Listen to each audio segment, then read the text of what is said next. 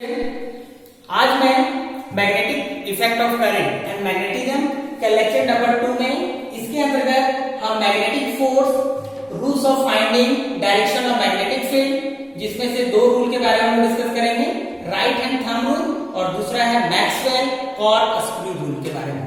तो आते हैं सबसे पहले हम लोग मैग्नेटिक फोर्स के बारे में डिस्कस करते हैं। यहाँ पर ध्यान समझिएगा, मैग्नेटिक यानी चुंबकीय बल, इसका हिंदी मीनिंग है। इसके बारे में आज हम लोग डेरिवेशन की मदद से इसके डेफिनेशन को समझ सकते हैं। तो सबसे पहले देखिएगा, मैग्नेटिक फोर्स जो है इसको पता करने के लिए हम लोग क्या करते हैं, व्हेन अ चार्ज, एक कोई चार्ज पार्टिकल है जिसका चार्ज प्लस q है, वो मूव कर रहा है यूनिफॉर्म मैग्नेटिक फील्ड में। तो मैग्नेटिक फील्ड में मूव करने के दौरान तो जो चार्ज है विल एक्सपीरियंस द फोर्स, वो जो चार्ज पार्टिकल है वो बल का अनुभव करेगा जो डिपेंड करता है फॉलोइंग फैक्टर में, मतलब निम्नलिखित फैक्टर पर ये निर्भर करता है। तो सबसे पहले देखते हैं कि अगर कोई चार्ज पार्टिकल v वेलोसिटी के साथ यूनिफॉर्म मैग्नेटिक फील्ड में अगर मूव कर रहा हो तो कौन कौन से ये जो चार्ज पार्टिकल है वो जो फोर्स एक्सपीरियंस करेगा वो किस पर निर्भर करता है, आज हम लोग इसके बारे में जानेंगे। तो सबसे पहले यहाँ कह रहा है कि ये charge particle will experience of force depend upon, पहला है मैग्नीट्यूड ऑफ चार्ज, यानी मैग्नीट्यूड ऑफ चार्ज का मतलब हो गया कि आवेश के परिमाण पर निर्भर करेगा, that is F directly proportional to, ये जो फोर्स एक्सपीरियंस करेगा वो डायरेक्टली प्रोपोर्शनल होगा चार्ज के। जितना ज्यादा चार्ज होगा उतना ज्यादा फोर्स होगा, जितना कम चार्ज होगा उतना कम फोर्स एक्सपीरियंस करेगा, यानी कहने मतलब F directly proportional to Q।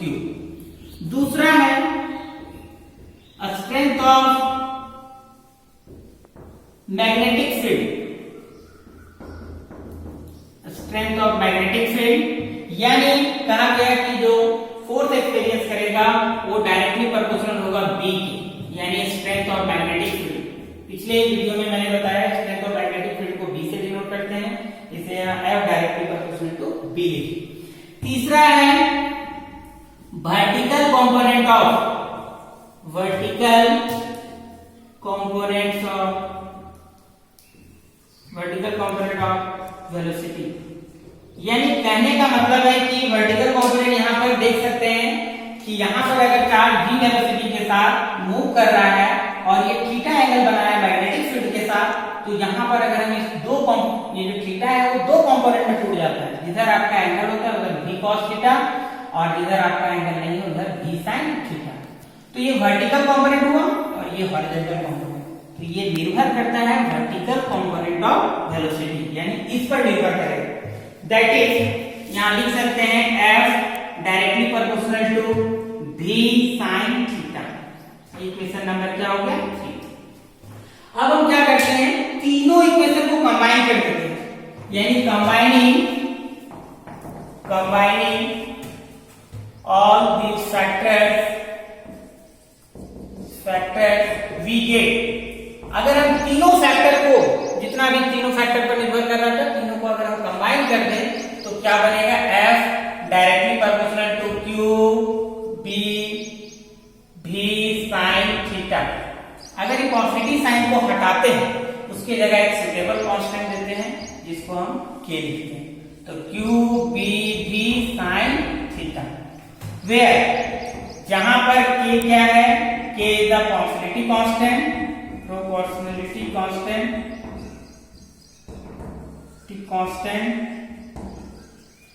और K का वैल्यू 1 होता है, यूनिटी होता है इन SI यूनिट, इसलिए K का जब हम वैल्यू 1 बैठाते हैं तो F इक्वल टू हो जाएगा Q P V sin theta.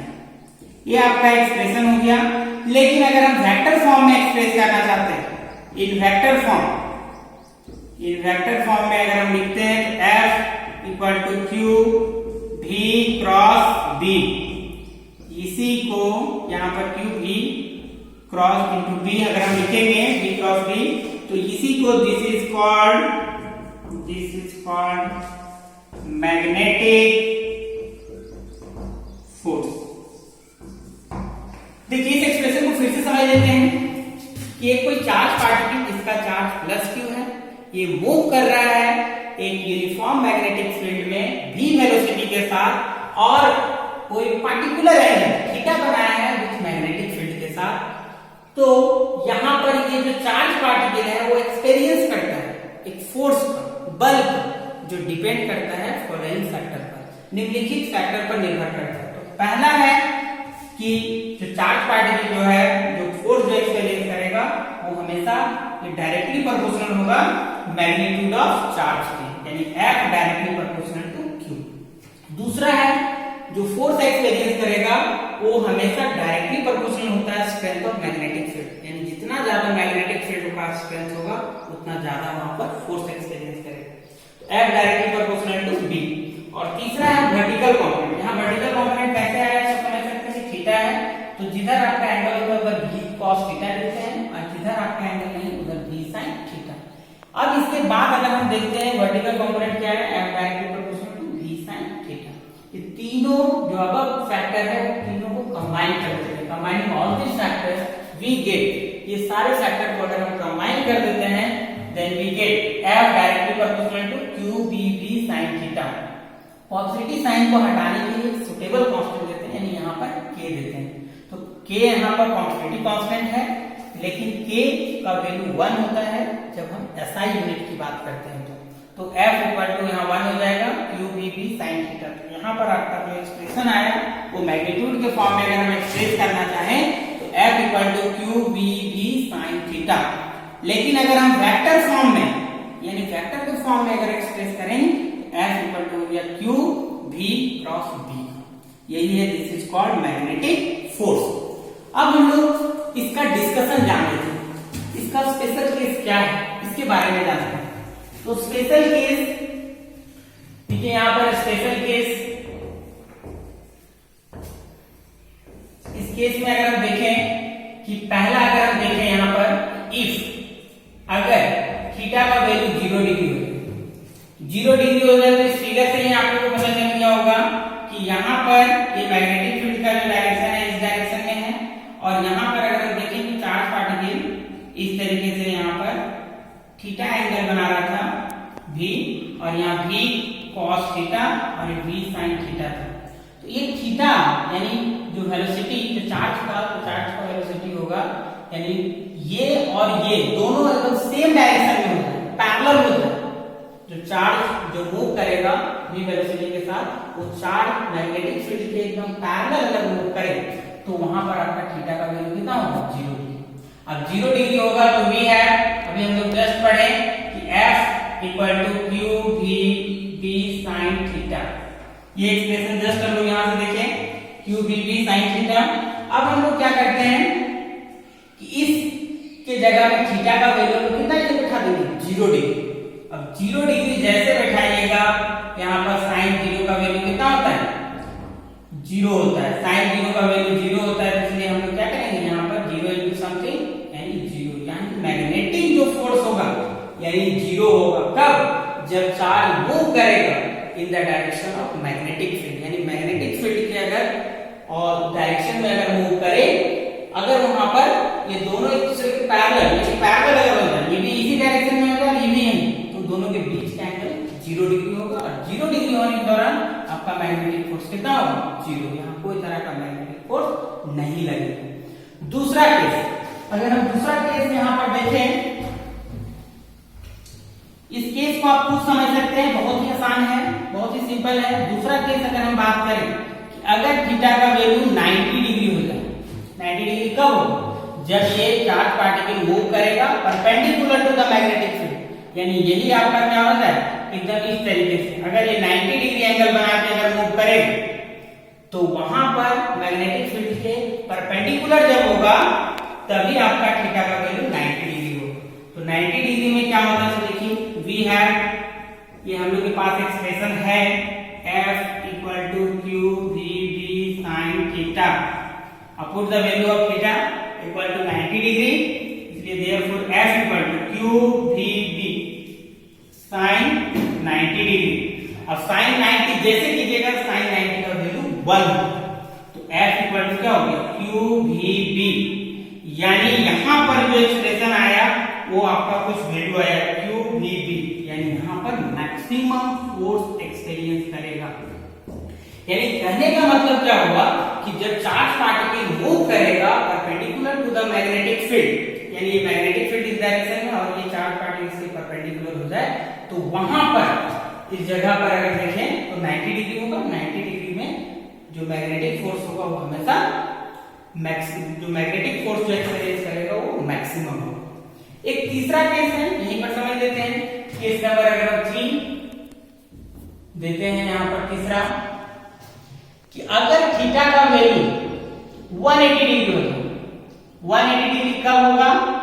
अब देख सकते हैं कि जब चार्ज पार्टिकल मूव करेगा एंटी पैरेलल, यानी मैग्नेटिक फील्ड इस डायरेक्शन में है और अगर चार्ज पार्टिकल मूव करेगा इस डायरेक्शन में, तो दोनों के बीच का जो एंगल है वो 180 डिग्री होगा। और जो 180 डिग्री होगा उस दौरान हम लोग देख सकते हैं we have F equal to Q V B sine theta, और F यहाँ क्यू वी बी, अब यहाँ साइन 180 डिग्री, और साइन 180 डिग्री का वैल्यू कितना होता है? 0। तो साइन 180 डिग्री का वैल्यू 0 होगा, तो यहाँ पर मैग्नेटिक फोर्स कितना होगा? 0 होगा। यानी मैग्नेटिक फोर्स पैरेलल और एंटी पैरेलल, मैग्नेटिक फील्ड के अगर पैरेलल और एंटी पैरेलल हो तो मैग्नेटिक फोर्स 0 होगा। ये मैग्नेटिक फोर्स मैक्सिमम तब होगा जब ये मैग्नेटिक फील्ड के परपेंडिकुलर, यानी चार्ज पार्टिकल जब मूव करे perpendicular to the magnetic field, उस दौरान आपका मैक्सिमम होगा। तो ये इसका केसेस था। अब इसका डायरेक्शन को पता करते हैं मैग्नेटिक फोर्स का। जो डायरेक्शन ऑफ मैग्नेटिक फोर्स ये बहुत ही आसान है, इसके बारे में आगे भी डिस्कस करेंगे।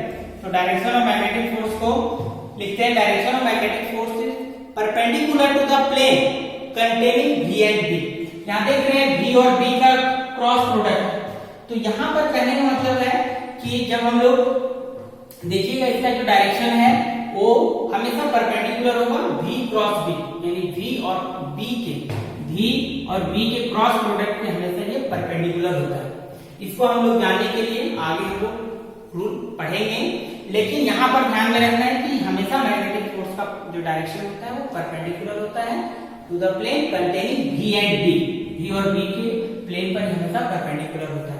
इसको पता करने के लिए हम लोग देखते हैं कि जिधर क्रॉस में जब भी क्या रहता है कि अपना जिस डायरेक्शन में वेलोसिटी क्या होगा उस डायरेक्शन में हाथ को रख के, और जिधर मैग्नेटिक फील्ड उधर आपको मोड़ना है, तो जिधर आपका होगा ऊपर होगा तो ऊपर की ओर डायरेक्शन होगा मैग्नेटिक फोर्स, लेकिन ये प्लेन के हमेशा परपेंडिकुलर होता है। तो उसके आगे हम लोग टॉपिक में डिस्कस करेंगे, अभी यहाँ नहीं डिस्कस करेंगे। अब हम लोग आ जाते हैं डायरेक्शन ऑफ मैग्नेटिक फील्ड। इसको हम लोग कहते हैं कि डायरेक्शन ऑफ मैग्नेटिक फील्ड को फाइंड आउट करने के लिए कौन कौन से रूल हैं, आज हम लोग इसके बारे में डिस्कस कर लेते हैं। तो पहला है राइट हैंड थंब रूल और दूसरा है मैक्सवेल कॉर्कस्क्रू रूल। ये दो रूल है, और भी बहुत सारे रूल हैं जिसकी मदद से ये दोनों रूल आपका बहुत ही आसान है, आपको बिल्कुल समझ में आ जाएगा कि डायरेक्शन कैसे पता करते हैं। तो इसके लिए क्या करते हैं, सबसे पहले हम लोग यहाँ पर आते हैं राइट हैंड थंब रूल। पहला rule right hand thumb rule. Right hand thumb rule, देखिए बहुत ही आसान है। इसके अनुसार क्या करना है, हम लोग को इमेजिन करना है कि जो कंडक्टर में करंट जो पास कर रहा है वो इमेजिन करना है कि हेड करना है हम लोग को राइट है, ये मेरा दायां हाथ है। तो इसमें करना है क्या है कि जिस डायरेक्शन में करंट फ्लो कर रहा है, जिस डायरेक्शन में करंट फ्लो कर रहा है उस डायरेक्शन में अपना थंब को रखना है। इस तरीके से रखना है कि करंट की डायरेक्शन को दिखाए और अपनी उंगलियों को ये कर्ल करना है, मोड़ना है। तो जिस डायरेक्शन में मुड़ेगा वो मैग्नेटिक फील्ड लाइंस के डायरेक्शन को बताएगा। एक बार फिर से समझिए कि राइट हैंड थंब रूल क्या करना है, अपने दाएं हाथ को इमेजिन करना है कि जिस डायरेक्शन में करंट पास कर रहा है उस डायरेक्शन में आपको रखना है। पकड़ के मतलब इस तरह से इमेजिन करना है कि मेरे हाथ में ये रखा होगा, करंट इस डायरेक्शन में तो इस डायरेक्शन। अब हम लोग क्या करना है, सारी उंगली को कर्ल करना है, मोड़ना है। तो जिस डायरेक्शन में मुड़ा हुआ दिखे इस तरह मुड़ा है, इस डायरेक्शन में आपका मैग्नेटिक फील्ड लाइंस के डायरेक्शन को रिप्रेजेंट करेगा। जैसे इस तरीके से मैं एक एग्जांपल देके यहाँ समझाऊंगा कि यहाँ पर देख सकते हैं कि करंट यहाँ पर इस तरीके से है, तो अपने उंगलियों को इस तरह मोड़ते हैं। तो जिस डायरेक्शन में मुड़ा हुआ कर्व मुड़ता है तो वो मैग्नेटिक फील्ड लाइंस के डायरेक्शन को रिप्रेजेंट करता है। अगर हम लोग इसके किसी भी पॉइंट पर अगर हम टेंजेंट ड्रॉ कर देते हैं तो tangent drawn at any point on the magnetic field lines gives the direction of magnetic field. यानी डायरेक्शन ऑफ मैग्नेटिक फील्ड को पता करना बहुत आसान है। अगर मैग्नेटिक फील्ड लाइंस पता चल गई किस डायरेक्शन में मूव कर रहा है, तो जिस पॉइंट पर निकालना वहां हम लोग टेंजेंट ड्रॉ कर देंगे, और टेंजेंट ड्रॉ करने से वहां पर मैग्नेटिक फील्ड के डायरेक्शन को पता चल जाएगा। तो इस तरीके से आपका राइट हैंड थंब रूल है, इसको हम लोग एक एक्सपेरिमेंट से समझ सकते हैं थोड़ा सा। यहां पर देखिए, मान लेते हैं कि अगर करंट का डायरेक्शन इस डायरेक्शन में, तो हम लोग क्या करते हैं, इस डायरेक्शन में हम लोग को इसको रखें एक कॉन्सेंट्रिक मतलब सर्कल के रूप में इधर, जैसे यहां पर हम लोग रखें और इसको हम लोग मोड़े, इस तरीके से शेप आएगा। तो इस तरीके से जब शेप आएगा तो देख रहे हैं करंट का डायरेक्शन जो है वो हमेशा इस डायरेक्शन की ओर दिखाया जा रहा है, मतलब इस डायरेक्शन में। लेकिन करंट का डायरेक्शन जब उल्टा करते हैं, उल्टा करते हैं मतलब इस डायरेक्शन, जब आपका करंट का डायरेक्शन जब उल्टा हो जाएगा तो वहां पर क्या होगा, देखिए अपना उंगलियों को इस तरीके से यहाँ पर होल्ड करना है, और इसका देखिए इसका डायरेक्शन इस डायरेक्शन में, यानी यहाँ पर उल्टा हो जाएगा, यहाँ पर इस डायरेक्शन में हो जाएगा। तो जब डाउनवर्ड होगा तो इस डायरेक्शन में, जब अपवर्ड होगा तो इस डायरेक्शन में दिखाएगा। तो आप लोग घर में भी एक्सपेरिमेंट करके देख सकते हैं। यहाँ पर एक हम लिए हुए बैंगल और देखना है कि जिस डायरेक्शन में, जैसे यहाँ पर अगर हम बात करें कि इस डायरेक्शन में है कि स्ट्रेट कंडक्टर में करंट इधर फ्लो कर रहा है, तो अपना उंगलियों को मोड़ना है, तो इसका डायरेक्शन इधर है। तो इस तरीके से मैग्नेटिक फील्ड लाइंस के डायरेक्शन को बताएगा। और किसी भी पॉइंट पर अगर हम टेंजेंट ड्रॉ कर देते हैं, मतलब टेंजेंट ड्रॉ कर देते हैं, तो ये आपका मैग्नेटिक फील्ड के डायरेक्शन को बताएगा। तो राइट हैंड थंब रूल को लगता है समझ में आ गया होगा। बहुत ही आसान है, अपने दाएं हाथ को ये इमेजिन करना है कि इसमें जो करंट का जो डायरेक्शन है उसको थंब में रखना है और अपने उंगलियों को मोड़ना है। तो जिस डायरेक्शन में ये मुड़ेगा वो मैग्नेटिक फील्ड लाइंस को रिप्रेजेंट करेगा, और जिस पॉइंट पर अगर हमें निकालना है डायरेक्शन मैग्नेटिक फील्ड का, वहां हम लोग टेंजेंट ड्रॉ करेंगे। टेंजेंट ड्रॉ करने से वो मैग्नेटिक फील्ड के डायरेक्शन को बताएगा। अब आ जाते हैं हम लोग दूसरा, कॉर्क स्क्रू रूल। यहाँ पर कॉर्क स्क्रू रूल बहुत ही आसान है।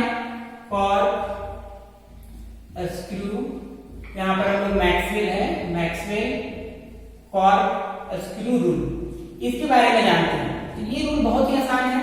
इसमें ये देखना है कि करंट जिस डायरेक्शन में अगर फ्लो कर रहा है, मान लेते हैं अपर डायरेक्शन में फ्लो कर रहा है, तो अपर डायरेक्शन में फ्लो कर रहा है तो हम लोग को राइट हैंड में जो स्क्रू है, यानी स्क्रू जो ड्राइवर होता है, उसको हम लोग देखना है, घुमाना है। अगर मान लेते करंट के डायरेक्शन में ऊपर जा रहा है तो ऊपर की ओर देखना है। तो किस तरह से शेप कर रहा है, इस तरीके से, यानी यहाँ पर भी मैग्नेटिक फील्ड जो होगा वो इस डायरेक्शन में होगा।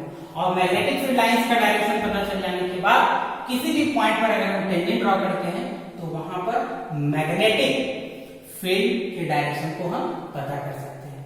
इसके लिए क्या करना है, सबसे पहले यहाँ पर भी छोटा सा एक्सपेरिमेंट भी आप करके देख सकते हैं। जैसे यहाँ पर स्क्रू दिखा रहे हैं, तो देखिए यहाँ पर अगर हम करंट की डायरेक्शन मान लेते हैं ऊपर है, तो उसको ऊपर की ओर, जैसे अपना उंगलियों को इस तरीके से राइट हैंड से इसको स्क्रू को घुमाना है, करंट के डायरेक्शन में बढ़ रहा है, तो देख रहे हैं इसका शेप इस तरीके से आ रहा है, मतलब इस डायरेक्शन में। लेकिन जब आपका क्या है, करंट जब नीचे की ओर डाउनवर्ड, तो उसको डाउनवर्ड ऐसे करना है। इस तरीके से करने के बाद इसका डायरेक्शन क्या होगा, उल्टा होगा, यानी यहाँ पर इसका डायरेक्शन जैसे इसका उल्टा होगा। यानी जब डाउनवर्ड होगा तो उसको ऐसा करना है, लेकिन स्क्रू ड्राइवर नीचे की ओर डाउनवर्ड, तो उसका देख रहे हैं इसका शेप कैसा है, इस डायरेक्शन में आ रहा है, मतलब उसको इस डायरेक्शन में दिखा सकते हैं। तो मैग्नेटिक फील्ड लाइंस का डायरेक्शन अगर हमको पता चल जाने के बाद किसी भी पॉइंट पर अगर हम टेंजेंट ड्रॉ कर देते हैं, जैसे हमको इस पॉइंट पर चाहिए या इस पॉइंट पर चाहिए, तो यहाँ पर इसका टेंजेंट ड्रॉ करके हम लोग क्या कर सकते हैं कि इसका डायरेक्शन को पता कर सकते हैं। तो राइट हैंड थंब रूल और मैक्सवेल कॉर्क स्क्रू बहुत ही आसान है। आप लोग घर में भी एक्सपेरिमेंट करके देख सकते हैं, किए भी होंगे। स्क्रू कोई भी चीज को टाइट कर रहे हैं तो करंट के डायरेक्शन में अगर देखते हैं कि अंदर जा रहा है, तो उसका हाथ का जो मूवमेंट किस तरीके से हो रहा है, कर्ल किधर हो रहा है, तो वो मैग्नेटिक फील्ड लाइंस को रिप्रेजेंट करे। अगर इसका नीचे की ओर जा रहा है तो नीचे की ओर दिखाएंगे। तो यहाँ पर जब नीचे की ओर दिखाएंगे तो यहाँ पर हमेशा जो मैग्नेटिक फील्ड का लाइंस का डायरेक्शन जो होगा इस डायरेक्शन में होगा, और टेंजेंट ड्रॉ करके हम यहाँ पर मैग्नेटिक फील्ड का जो है डायरेक्शन को पता कर सकते हैं। यहाँ पर दो केसेस ध्यान में रखना है, एक बार इनवर्ड है और आउटवर्ड है।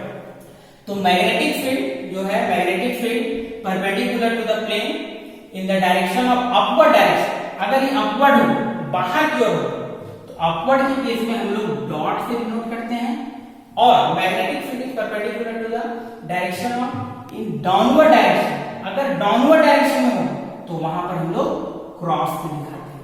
तो ये ध्यान में रखिएगा आउटवर्ड के केस में, आउटवर्ड डायरेक्शन में, और ये आपका है इनवर्ड यानी डाउनवर्ड डायरेक्शन, डाउनवर्ड डायरेक्शन।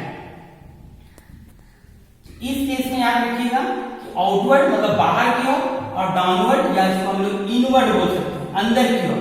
तो इसके बारे में समझिए। यहाँ पर अगर मान लीजिए करंट ऊपर की ओर जा रहा है, इस पॉइंट पर पता करना है, तो यहाँ पर देखिएगा अपना वैल्यू को इस तरीके से लीजिएगा। तो ये प्लेन के अंदर की ओर जा रहा है, तो अंदर की ओर जब जाएगा इनवर्ड जाएगा तो हम लोग यहाँ पर क्रॉस से डिनोट करेंगे। और जब ये बाहर की ओर है, जैसे इसी पॉइंट पर अगर देखिए, यहाँ पर अगर हम देख रहे हैं कि ये हमेशा प्लेन से बाहर की ओर है, तो बाहर की ओर जब आएगा तो वहां हम लोग डॉट से डिनोट करते हैं। इसका साइन कन्वेंशन जान लीजिए मैग्नेटिक फील्ड का, कि डॉट का मतलब आउटवर्ड। जैसे कोई अगर आप तीर देखे होंगे तो तीर क्या होता है कि अगर मान लेते हैं कि मेरे सामने आ रहा है, तो अगर कोई तीर अगर मेरे सामने आ रहा है, आउटवर्ड मेरे तरफ आ रहा है, तो उसका केवल बिंदु दिखता है। तो इस तरह से इसका ट्रिक समझ सकते हैं कि तीर अगर मेरे तरफ आ रहा है, आउटवर्ड आ रहा है, तो ये बिंदु तरफ दिखेगा, पॉइंट दिखेगा। और जब ये हमसे दूर जाएगा, यहां से कहने मतलब डाउनवर्ड, हमसे दूर जाए, इनवर्ड की ओर जाए, बाहर जाए, तो उस समय ये केवल क्रॉस दिखेगा, क्रॉस दिखेगा। इसलिए हम लोग कहने का मतलब है जो हमसे दूर जाएगा, दूर जाने का मतलब है कि यहाँ पर था, ये अंदर की ओर जा रहा है, हमसे दूर जा रहा है, तो यहाँ पर हम लोग क्रॉस दिखाएंगे। जब मेरे तरफ आए तो केवल उसका बिंदु दिखेगा, मतलब दिखते हैं तीर, भारत में या रामायण में देखे होंगे, जब तीर चलता है तो उसका केवल सामने आ रहा है तो केवल बिंदु दिखेगा, लेकिन जब दूर जाएगा तो उसका क्रॉस दिखता है। तो ये साइन कन्वेंशन आप समझिएगा। और इस तरीके से ये टॉपिक यहाँ पर कवर हुआ और लेक्चर नंबर 2 यहीं पर समाप्त। नेक्स्ट टॉपिक में हम लोग नेक्स्ट